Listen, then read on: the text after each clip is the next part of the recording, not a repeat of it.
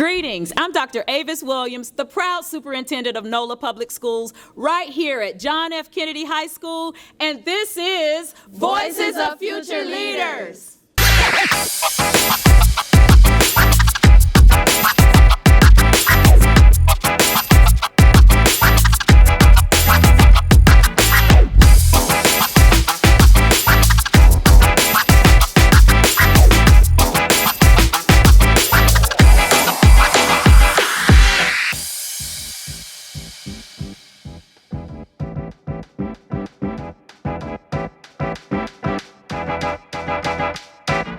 Hello, hello. I am Dr. Avis Williams, the proud superintendent of NOLA Public Schools, and I am right here at John F. Kennedy High School. And this is, of course, Voices of Future Leaders, and I have some amazing scholars and extremely important and impressive guests with us here today. And so we're going to dig in just a second, but I want to at first introduce our guest. This is, and you all are probably, if you're fangirling like I am, I get it. I totally get it. Mia X, or Mama Mia. She is an extraordinary hip-hop guru and business guru. And so my first question that everyone's going to answer, and we're going to start with our special guest, is, what is your superpower? My superpower is the fact that I can mother the entire South. That's my superpower. I love that. And that is so needed. I love that. Thank you so much. And so we're going to start with our scholars, and you're going to introduce yourself, what grade you're in, and tell us what is your superpower. So why don't we start down here? My name is Amarion Brown. I am a senior this year, and I feel like my superpower is my confidence. I feel like I'm very confident in everything I do. Nice. I love that. Good morning. My name is Naya Ellis. I am a sophomore, and I feel like my superpower is the passion to help others. Helping others it gives me a lot, and it helps me live every day. Like, I just love doing it. And we need people helping people. Thank you so much. My name is Wanye O'Connor. I'm a senior this year, and my superpower would be my smile, because a smile always enlightens somebody and makes someone's day. So that's good. I love that. And you have a beautiful smile. Thank you for that. My name is Hershey Everett. I'm a junior, and my superpower is my voice. Ooh, I love that. I'm happy that we're going to get to hear your voice today. My name is Rondell Johnson. I'm a senior. I'm the principal's favorite, and my superpower is my intelligence. This is a tool that no one can take away from me, and I will always have for the rest of my life. Oh, my goodness, Rondell, that is amazing. And I'm quite sure you are your principal's favorite. I'm sure your colleagues would absolutely agree, right? Well, guys, we're at an important point in our country right now. As we move through this year, it's an election year. And so sometimes as leaders, we're moving along thinking that we're making the right decisions for young people. But one of the things I often wonder about is, if you were in charge, what would you do? How would our country be different? And what are some of the things that would be important to you if you were in charge? And Rondell, we're going to start with you on this one.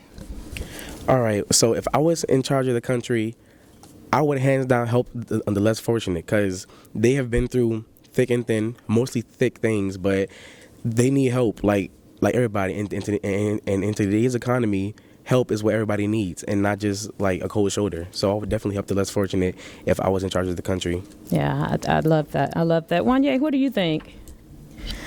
If I was to be in charge and change things, one thing I would do, I feel like I would lower the voting age, because young people are more mature, and like their mindset develops very quickly than older people. And, we tend to know more things and have more opinions about what we want to say. Wow. I love that idea. So lowering the voting age, and voter education is extremely important. And you're right, we can start at a much younger age. And if you're well informed, I absolutely agree. Oh, I love that. I love that. What about you, Mama Mia? What do you think about what our young people are sharing with us in terms of what they would do? I'm very impressed. Just listening to them. I'm inspired, actually, to hear someone say lower the voting age.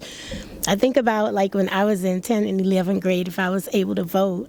First, I'd have to have a conversation with my parents. Mm-hmm. But I'm very impressed with what I'm hearing so far. Yeah, absolutely, absolutely. So, as we think about that, though, you guys are high school students, and I know you're working hard to determine what you're going to do next, and maybe you already know. But even as you consider that, Omarion, what are some things that you're proud of that you've already accomplished, and how do you see that helping you with your future?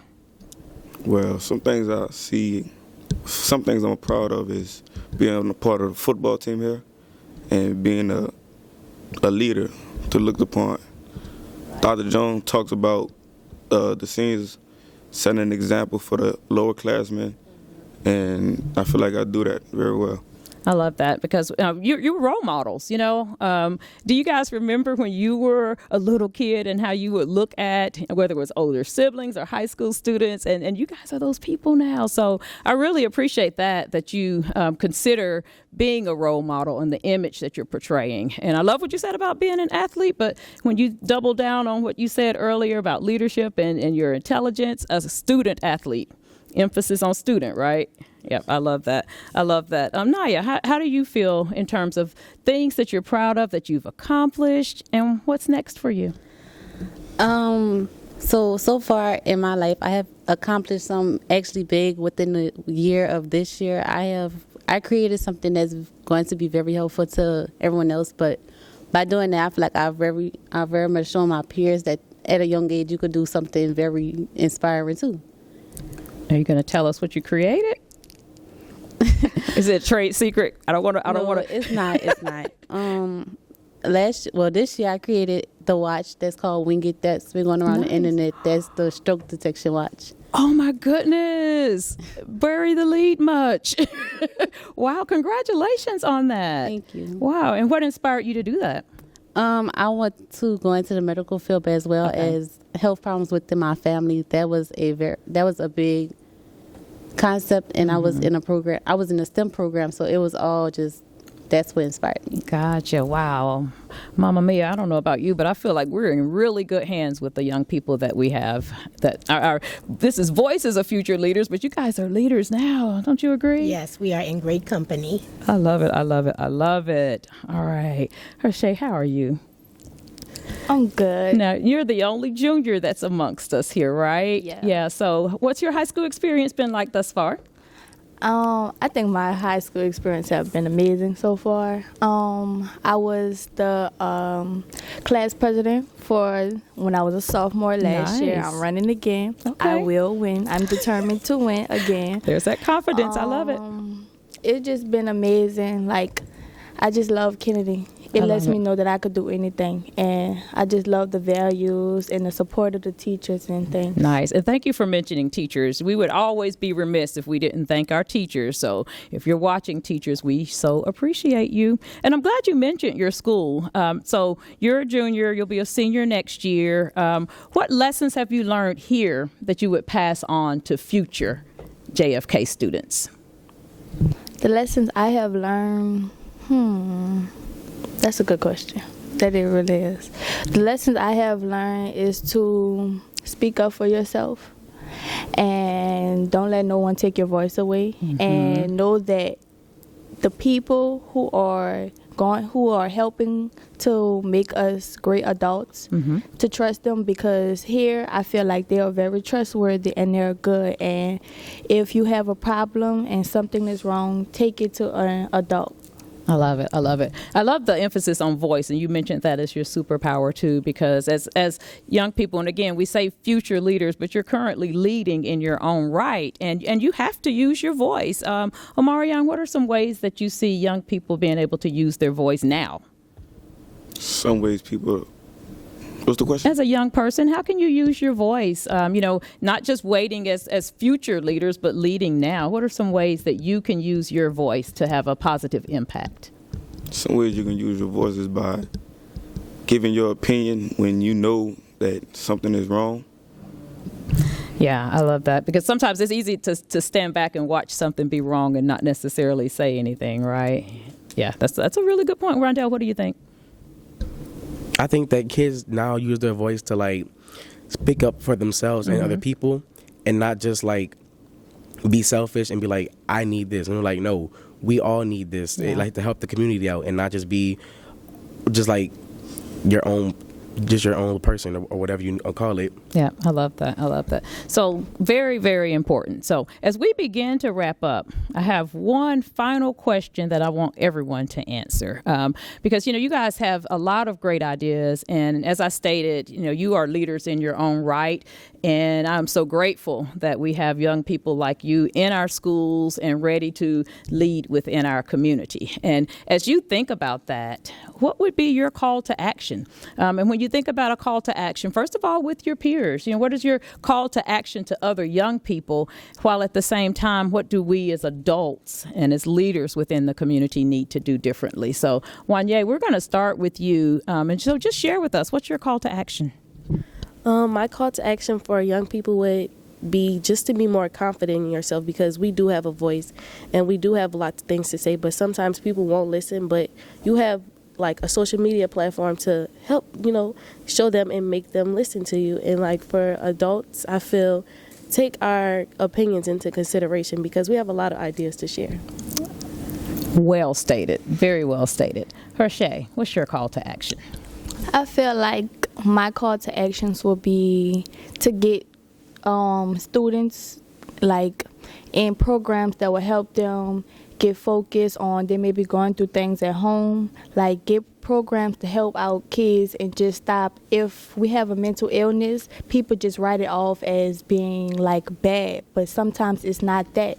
The people are going through things at home, like it's many different things, and adults don't get that the little things that they do that help us is a big difference in our life, and just stop writing us off, Yeah, Hershey, you said a lot, and I could not agree with you more. And so as a call to action for adults to pay closer attention and listen. And, when young people talk to us, whether it's about challenges or about something else, listen. Yeah, I love that.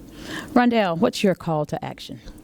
My call to action would hands down be, don't be afraid to help out your community. And by that, I mean, like, 9 times out of 10, if you help and give help, you will also receive that same help in a later time of need that you will also have. So, yeah, I feel like that's very important in the community of young people, because nowadays we are more mature than we used to be, and we can now read the room and assess on certain situations that certain kids can't do, and we could do that to help each other out and grow as individuals. Yeah, that is so true. I love that. Read the room and help where you can. Very well stated.